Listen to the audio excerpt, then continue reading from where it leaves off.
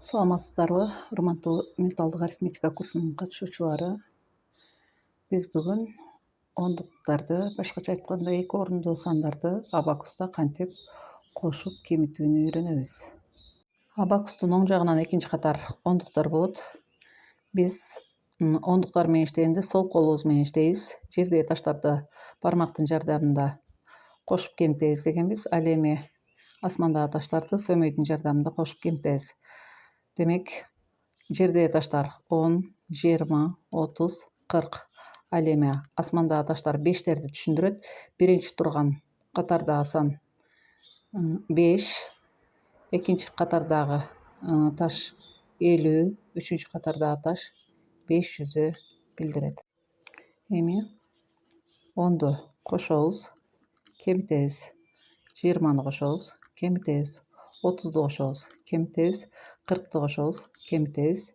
50-ни кошобуз, кемитебиз. Эми 60-ты кантип кошобуз? 60-ты кошуу үчүн 50-ни түшүрүп, 10ду көтөрөбүз. 50-ге 10ду кошсок 60 болот. 70-ти кошуу үчүн 50-ни түшүрүп, 20-ны көтөрөбүз. Кайрадан кемитебиз. 80-ди кошуу үчүн 50-ни түшүрүп, 30-ду көтөрөбүз. Кемитебиз. 90-ды кошуу үчүн 50-ни түшүрүп, 40-ты көтөрөбүз. Кемитебиз. Мисалдарды иштеп көрсөтүп берейин. Биринчи мисал 11. 11ге 32-ни кошобуз, 5-ти кошобуз, 33-тү кемитебиз. Бизде 15 саны калды. Абакусту тазалайбыз. Кийинки мисал 12.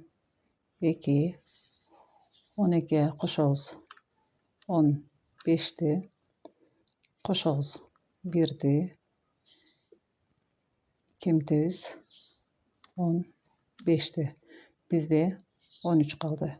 Үчүнчү мисал 53. 53-төн 2-ни кемитебиз. Кемитебиз 51-ди кошобуз, 5-ти. 5 калды. Сиздер да өз алдыңыздарча ушул сыяктуу мисалдарды чыгарып көрүңүздөр. Видео жаккан болсо лайк басып коюңуздар.